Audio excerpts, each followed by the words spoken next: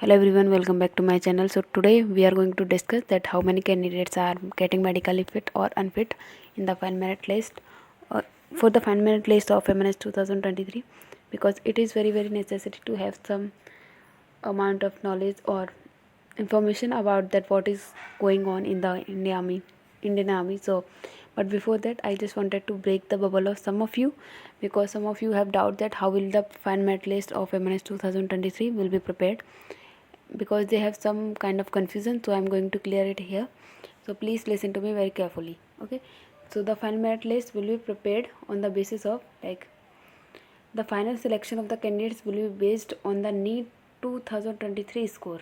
ठीक है, इन्होंने ऐसा कुछ भी नहीं बोला है कि नीट स्कोर का वो 1/4 लेंगे, कि जितना भी आपका नीट स्कोर है उसको वो डिवाइडेड बाई 4 करके लेंगे, ऐसा कुछ भी नहीं है. इन्होंने भी बोला है कंबाइंड.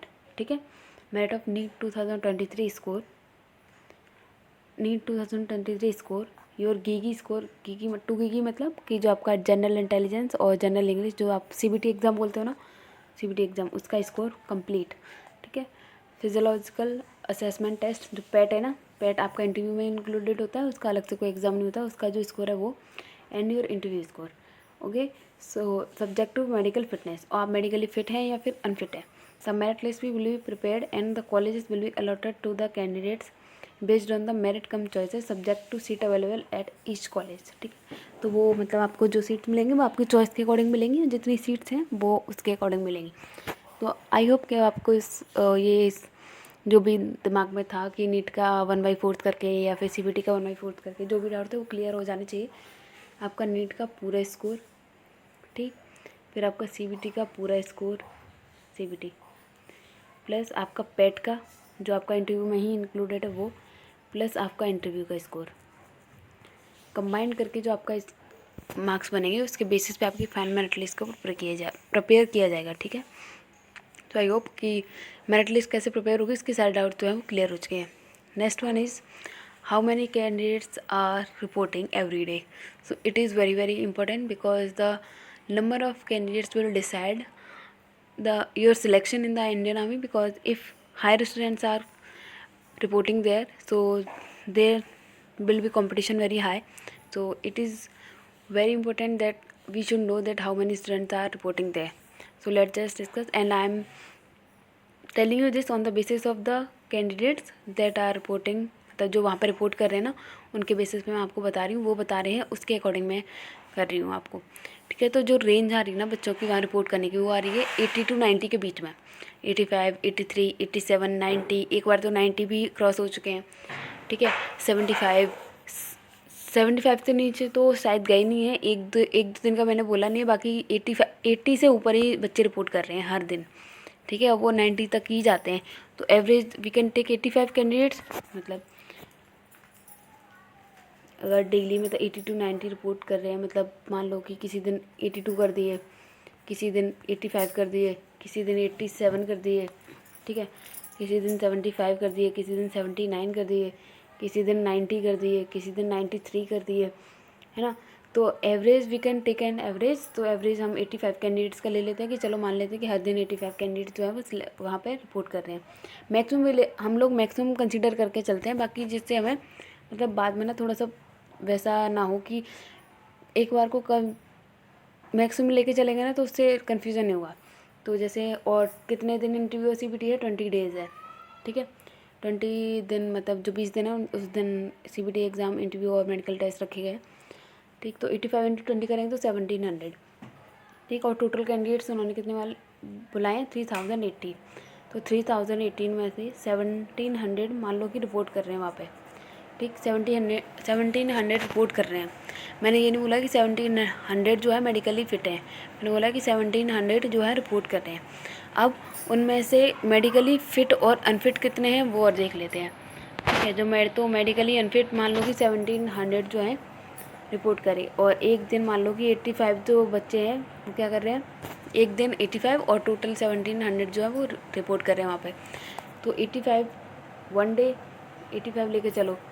ठीक है, अब 85 में से कितने मेडिकली फिट या अनफिट होंगे उसको भी डिवाइडेड बाई 2 कर दो. ठीक, तो उसको डिवाइडेड बाय मतलब कि 50-50 का रेशियो लेके चलो। वैसे तो जैसे मान लो कि वहाँ पे जो एक बार में मेडिकली फिट होते हैं, मान लो कि 40 हो गए एक बार में मेडिकली फिट, ठीक है, और 45 ये मैक्सिमम लेके चल रही हूँ कि वो हो गए मेडिकली अनफिट। वो कहाँ पर हुए? बेस हॉस्पिटल में। अब इसमें से ऐसे भी बच्चे होंगे जो कहाँ पर जाएंगे? आरआर में, ठीक है, जो हीमोग्लोबिन में गए होंगे, या फिर वो लिवर वगैरह में, या फिर किडनी वगैरह, या फिर कोई और ईसीजी वगैरह नॉर्मल, तो इसमें गए होंगे वो, ठीक है। तो ऐसा तो है नहीं कि 45 में से 45 आरआर में जाके भी अनफिट हो जाएंगे, ऐसा तो है नहीं, क्योंकि बहुत सारे बच्चे, मैक्सिमम ही बच्चे वहाँ से आते हैं ना आरआर में जाकर, तो वो फिट होकर ही आते हैं। क्योंकि वैसे तो बच्चे जहाँ से ही मतलब आयरन वगैरह में, वैसे लड़कियाँ होती कहाँ पे अनफिट, मैक्सिमम ही कहाँ कहाँ पे होती हैं? वो ईसीजी में होती हैं, हीमोग्लोबिन में होती हैं, ठीक है, या फिर लिवर वगैरह की कोई स्वेलिंग वगैरह, या ओवरी वगैरह, किडनी वगैरह, तो उसमें होती हैं। फिर उनको 48 आवर्स का टाइम मिलता है, ठीक है, और बीच में अगर 1-2 संडे वगैरह भी हो जाता है तो हीमोग्लोबिन का जो होता है वो रिकवरी हो जाता है, हीमोग्लोबिन का ईसीजी वाला, तो ये नॉर्मल ही है। तो मैं मान के चलूँ कि 45 में से 20 वहाँ से फिट होके आ जाएंगी, ठीक है। तो मैंने मतलब डेली कितनी रिपोर्ट कर रहे हैं? 85, जिसमें से 40 पहले ही मतलब तीसरे दिन ही फिट होके चलेगी। मैंने हाफ लिया, हाफ से भी कम लिया है पहली बार में अनफिट का, ठीक है, फिट का, प्लस 20 आपकी आरआर से जो है वो फिट होके आ गई। तो टोटली मतलब मान लो कि 85 में थे, 85 में से जो 60 हैं वो क्या हो रही हैं? फिट हो रही हैं, ठीक है।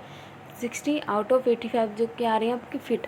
ये मैंने टोटल कहाँ का लिया है? बेस हॉस्पिटल प्लस आरआर का टोटल करके, इतना टोटल करके लिया है, मैक्सिमम लेके चल रही हूँ मैं, ठीक है। तो 60 डेली अगर मतलब 20 दिन में से अगर 20 दिन रिपोर्ट किया, एंड 85 डेली, एंड 60 उसमें से अगर वो होता है ना फिट हो जाता है, देन 60 इंटू 20 कर दो, ठीक है, तो अराउंड समथिंग 1200 आएगा, ठीक है। 1200 अगर आपको थोड़ा सा ज़्यादा लग रहा है, जैसे कोई बोले कि नहीं नहीं इतने मेडिकली फिट नहीं हो सकते हैं, या फिर वो कि इतना नहीं होगा, तो फॉर सेफ्टी पर्पज़ 1200 की जगह आप, फॉर सेफ्टी आप 1200 की जगह ना आप हज़ार लोगे, हज़ार, चलो आप मान लो कि 900 ले लो, इसको 800 भी कर दोगे ना, 800 कि 800 मेडिकली फ़िट हो गई, तो ये भी बहुत ज़्यादा नंबर हाई है। समझ रहे हो मेरी बात? कि 3080 में से अगर आप आधा आधा लेके चलोगे ना, आधा आधा, कि आधा आधा, चलो ज़्यादा नहीं करना है हमें, कि 3080 उन्होंने बुलाया है, ठीक है, मान लो कि 1500 ने रिपोर्ट किया। अब मैं मतलब आपका 50-50 का क्राइटेरिया लेके चल रही हूँ, जिसमें हमसे मान लो कि 800 या फिर 750 जो है वो मेडिकली फ़िट हो गए, ठीक है। उसमें से भी सीट्स कितनी है ये देखो, 220 ओनली, उसमें से 40 सीट्स का क्या है? रिजर्वेशन है, ठीक। तो कितनी बची? ओनली 180। मान लो कि 800 बच्चे क्या हो गए? मेडिकल फिट हो गए। उसमें से सीट कितनी है? 220। 220 में से 40 का क्या है? रिजर्वेशन। टोटल कितनी बची? 180 for EWS, SC, EWS, OBC and general, ठीक है। 180 सीट्स, 800 कैंडिडेट्स, 800 में से भी मान लो कि 200-300 तुम उनको हटा दो SC ST वालों को, तो 500, और सीट्स कितनी? 180। अब तुम खुद देख लो कि मतलब एक सीट पे कितना कंपटीशन आ रहा है, उसके अकॉर्डिंग। तो किसी भी चीज़ को मतलब हल्के में लेके मत चलो, उसका मैक्सिमम टू मैक्सिमम आप कंसिडर करके चलो, उसके अकॉर्डिंग अपनी प्रिपरेशन करो और आगे की स्ट्रेटजी को रखो, ठीक है। It is very important to have certain kind of idea that what is going to happen in your future, because time को वेस्ट करना इज़ द लाइक कि तुम बहुत कीमती चीज़ अपनी वेस्ट कर रहे हो।